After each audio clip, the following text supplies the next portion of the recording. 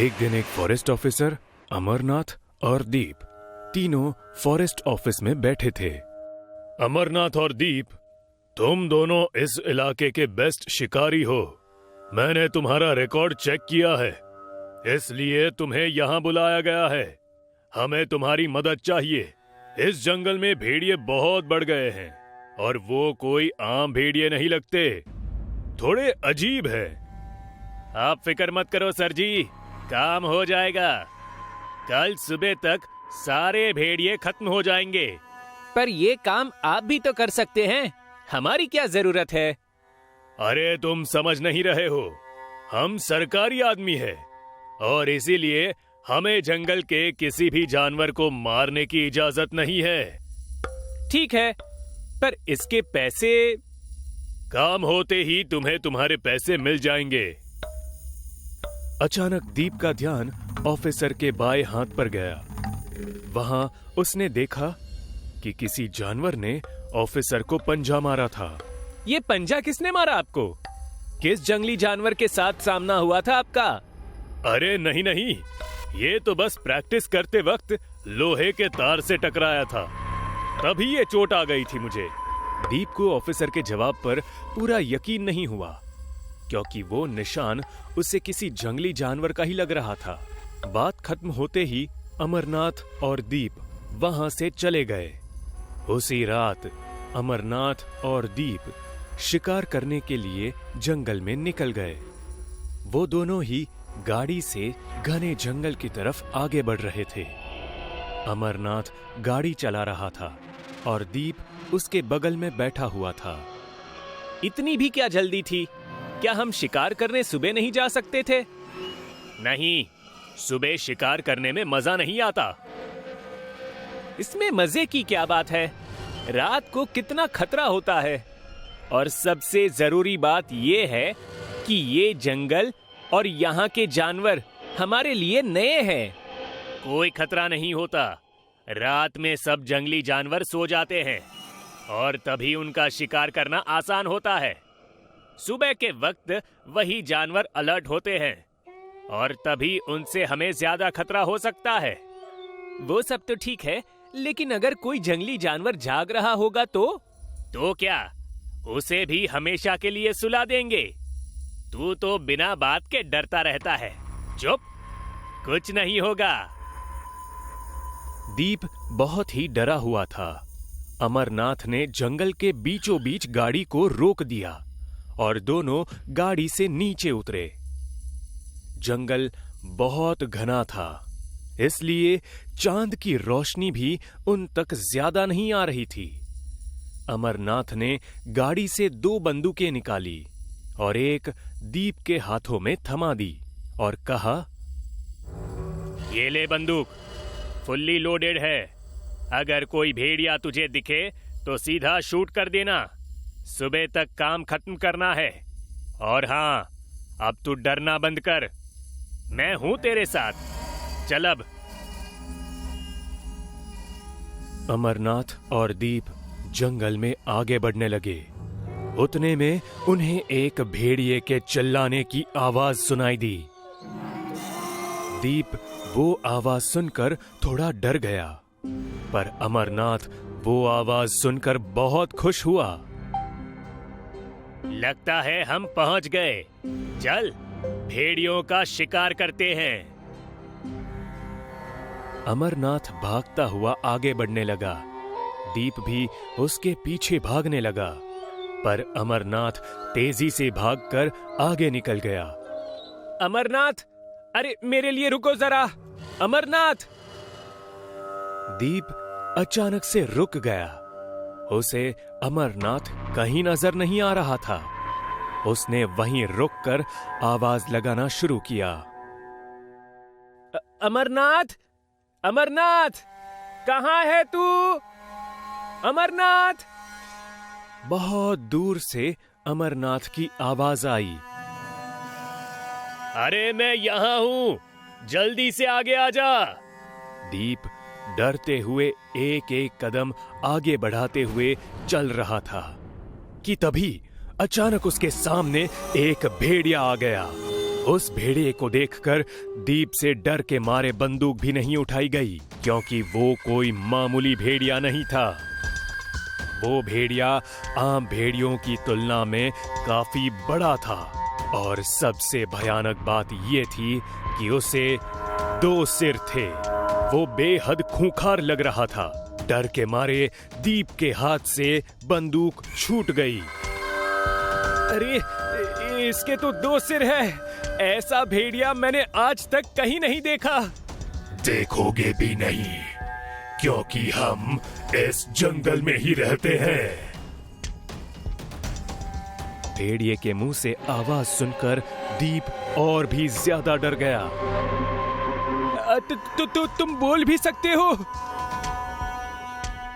हाँ, और हम सिर्फ इंसान खाते हैं। भेड़िए की ये बात सुनकर दीप वहां से भागने लगा। भेड़िया भी उसके पीछे भागा।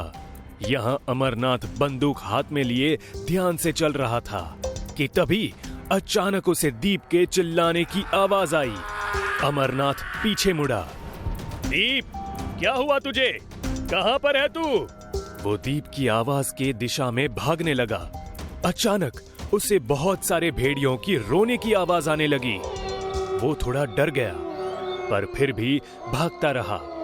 रास्ते में उसे दीप की पड़ी हुई बंदूक नजर आई। पता नहीं कहां चला गया ये। दीप, दीप! अमरनाथ ने फिर भागना शुरू किया, पर भागते भागते उसका पैर फिसला और वो नीचे गिर गया। उसने पीछे देखा तो डर के मारे सुन्न हो गया। नीचे बहुत सारा खून पड़ा हुआ था और बगल में खून में लिपटे हुए दीप के कपड़े।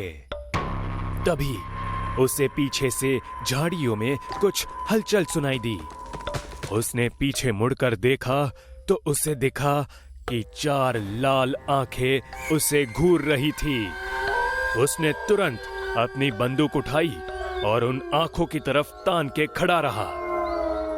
अच्छा, तो तुम 2 भेड़िए हो, आ जाओ। वो 4 लाल आंखें जैसे ही झाड़ियों से बाहर आई, अमरनाथ डर से कांपने लगा। उस 2 सिर वाले बड़े भेड़िए को देखकर अमरनाथ के मुंह से कुछ आवाज नहीं निकली। उस भेड़िए के दोनों मुंह से खून टपक रहा था। वो अमरनाथ की तरफ बढ़ने लगा। अमरनाथ ने हिम्मत करके उस पर एक गोली चलाई, पर वो गोली एक मामूली पत्थर की तरह उस भेड़िए के पेट से टकराई और नीचे गिर गई। उसने दूसरी गोली मारी, पर उसका भी कोई फायदा नहीं हुआ। तुम्हारे इन खिलौनों से हमें कुछ नहीं होगा। भेड़िए की वो भयानक आवाज सुनकर अमरनाथ बुरी तरह से डर गया और उसके हाथ से बंदूक नीचे गिर गई। वो उस भेड़िए से अपनी जान की भीख मांगने लगा। मुझे जाने दो, मैं आगे से इस जंगल में कभी नहीं आऊंगा। इस जंगल में कोई शिकार करने नहीं आ सकता, पर तुम यहाँ तक आ गए। मुझे बताओ, हमें मारने के लिए तुम्हें यहाँ किसने भेजा था? वो उस फॉरेस्ट ऑफिसर ने। उस ऑफिसर को कल ही मार देना चाहिए था, पर वो बच के निकल गया। मुझे लगा हमारे डर से वो जंगल की तरफ फिर से नहीं आएगा, पर मैं गलत था। कोई बात नहीं, तुम्हारे बाद उसको भी खत्म कर देंगे। मतलब उस ऑफिसर को तुम्हारे बारे में पता था, फिर भी उसने हमें यहाँ मरने के लिए भेजा? कल मैंने उसके हाथ पर एक वार किया था, पर वो भाग गया। आज उसके घर में घुसकर उसे मारूंगा। भेड़िया अमरनाथ की तरफ बढ़ा और उसने जोर से उसकी छाती पर पंजे से 2 वार किए। अमरनाथ के कान और मुंह से खून बहने लगा। भेड़िए ने आगे बढ़कर उसके पेट को अपने दांतों से फाड़ दिया और अमरनाथ की वहीं मौत हो गई। उस भेड़िए के मुंह से बहुत सारा खून टपक रहा था। अचानक झाड़ियों में हलचल हुई और बहुत सारी लाल आंखें दिखने लगी। तुम सब इसे खाओ, तब तक मैं उस ऑफिसर को देखता हूँ। आज के बाद कोई भी हमारे जंगल की तरफ आंख उठाकर नहीं देखेगा। इतना कह के वो भेड़िया वहां से भाग निकला और बहुत सारे उसके जैसे दिखने वाले भेड़िए झाड़ियों से आकर अमरनाथ की लाश को खाने लगे। ऑफिसर अपने कमरे में आराम से सो रहा था। तभी उसे कमरे का दरवाजा खुलने की आवाज आई और वो जाग गया। दरवाजा खुलते ही उसे दीवार पर उस भेड़िए की परछाई दिखने लगी और वो काफी डर गया। भेड़िया गुस्से में ऑफिसर की तरफ तेजी से बढ़ने लगा।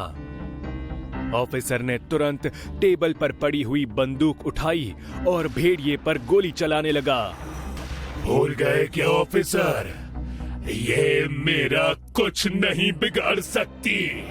भेड़िए ने एकदम से ऑफिसर पर छलांग लगाई और एक ही वार में उसे मार दिया। ऑफिसर को मारने के बाद भेड़िया जोर से चिल्लाया। उस हादसे के बाद उस जंगल की तरफ कोई भी इंसान जाने से डरने लगा। पर भूख लगने पर वो भेड़िए इंसानों की बस्ती में आकर लोगों को खाने जाते थे।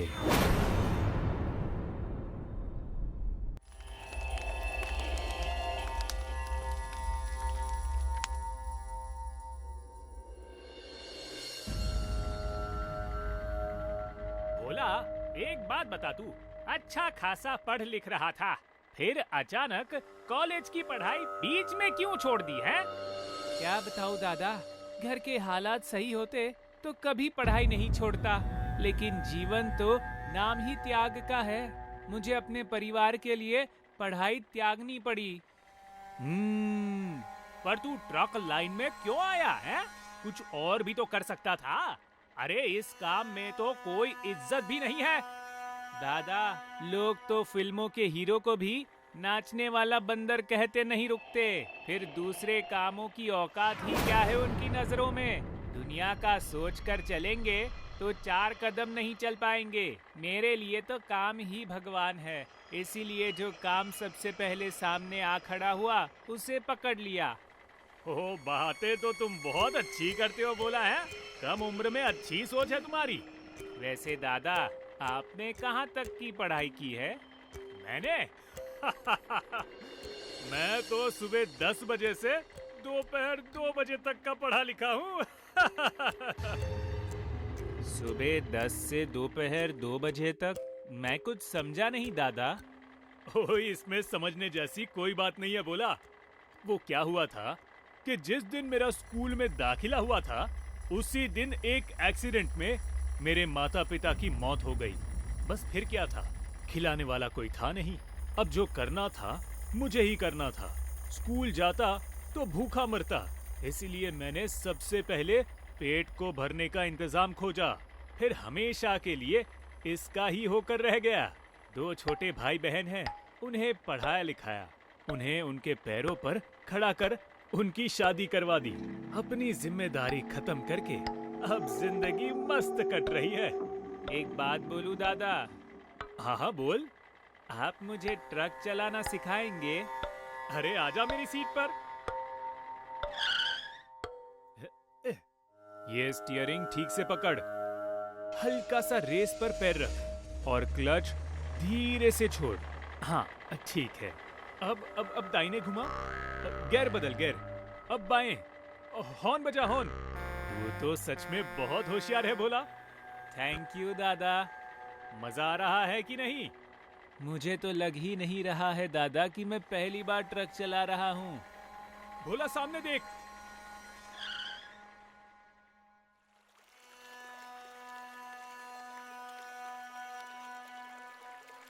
दादा, टैंकर से लिक्विड गिर रहा है, इसे रोकना होगा।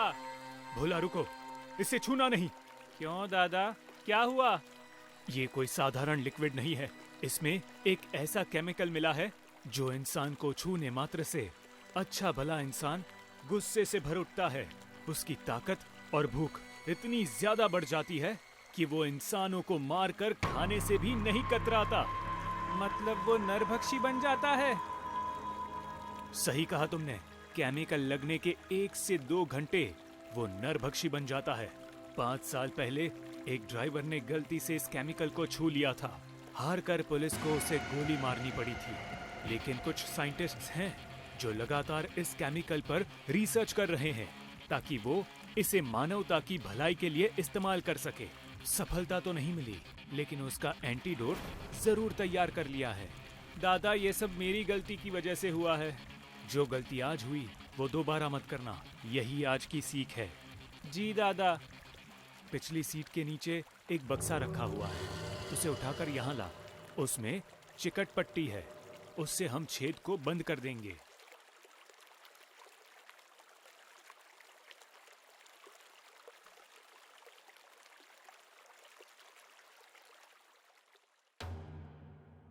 दादा, छेद तो बंद हो गया, लेकिन रोड पर जो केमिकल गिरा है उसका क्या? इसे हम मिट्टी से ढक देंगे। चलो।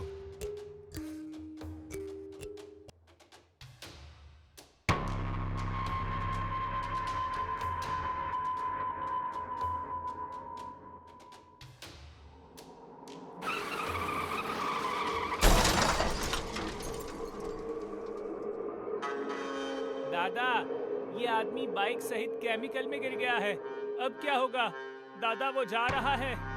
भोला, बाइक का नंबर जल्दी नोट करो, हमें उसे एंटीडोट लगानी होगी।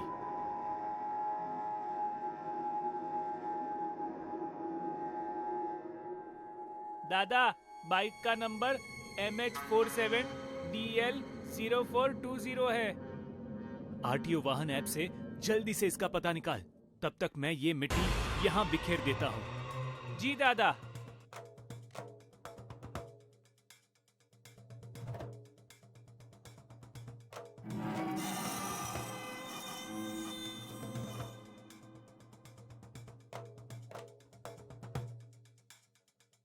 ये क्या हो गया जी आपको? अरे कुछ नहीं हुआ है। ये क्या कह रहे हैं आप? आप ऊपर से नीचे तक गंदे हुए पड़े हैं और कह रहे हैं कि आपको कुछ नहीं हुआ है।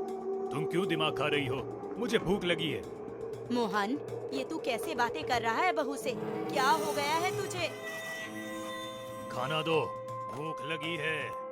ठीक है, आप हाथ मुंह धोकर बैठिए, मैं खाना लगाती हूँ।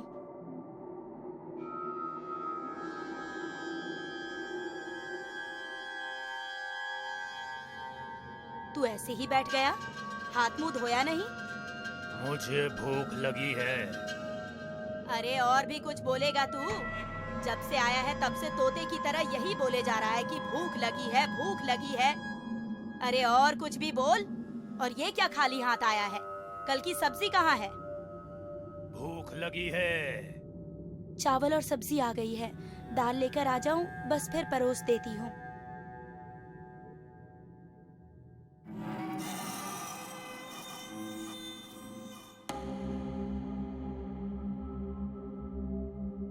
ये राक्षस की तरह क्यों खा रहा है तू? आराम से खा। और ये क्या, थाली में लेना था ना खाना? अजी, ये क्या? आपने खाना शुरू कर दिया? मैंने कहा था ना कि मैं दाल लेकर आ रही हूँ।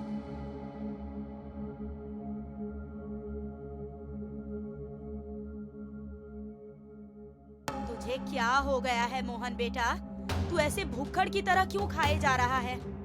भूख लगी है। आपको क्या हो गया है जी? आप इतने गुस्से में क्यों बात कर रहे हैं? और ये क्या, आपकी आंखें लाल क्यों है? बहू, जरूर ये पी कर आया है, तभी इसकी आंखें ऐसी है। मोहन, तू आज पी कर घर आया है? भूख लगी है। ज्योति बहू, जरा इसका मुंह सूंघना। ये क्या कर रहे हैं आप?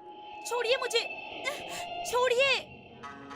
भूख लगी है। माँ जी, देखिए ना ये क्या कर रहे हैं। मुझे बचाइए माँ जी, बचाइए। मोहन, छोड़ बहू को, छोड़। ये क्या कर रहा है तू? छोड़ इसे, छोड़। पागल हो गया है क्या तू? खाना तो ठूस लिया तूने, अब क्या अपनी बीवी को सच में खाएगा? छोड़ इसे और अपने कमरे में जाकर सो जा। छोड़। भूख लगी है। अरे नालायक भूखड़, ये क्या कर रहा है तू? तू अपनी माँ को खाएगा क्या? छोड़ मुझे, छोड़। बहू, मेरा बेटा पागल हो गया है, इससे छुड़ा मुझे, बचा। छोड़िए माँ जी को, छोड़िए। भूख लगी है। माँ जी, मुझे कुछ समझ नहीं आ रहा है, इनको हुआ क्या है? ऐसी हरकत क्यों कर रहे हैं ये? समझ तो मुझे भी नहीं आ रहा है बहू, मेरे बेटे को आखिर क्या हो गया है? भूख लगी है। बहू, लगता है मेरा बेटा नरभक्षी बन गया है। हमें यहाँ से भागना होगा, वरना ये सचमुच हमें खा जाएगा।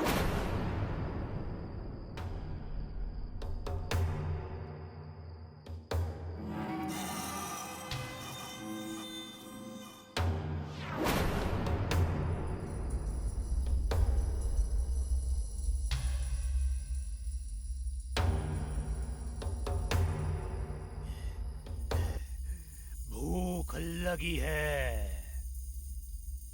ये क्या किया तुमने मेरे बेटे के साथ? जरूर पहले भी तुम लोगों ने ही कुछ किया होगा मेरे बेटे के साथ। बोलो, क्या किया है? माँ जी गुस्सा मत होइए, हमने जानबूझकर कुछ नहीं किया है। दरअसल बात ये है कि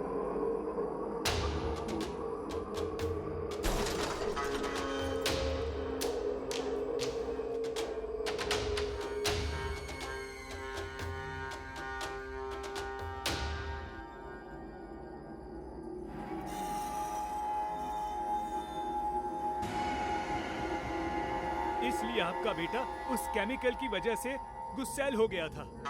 आप लोगों को नुकसान भी पहुंचा सकता था, इसीलिए हमने उसे सुरक्षा वाला इंजेक्शन दिया है।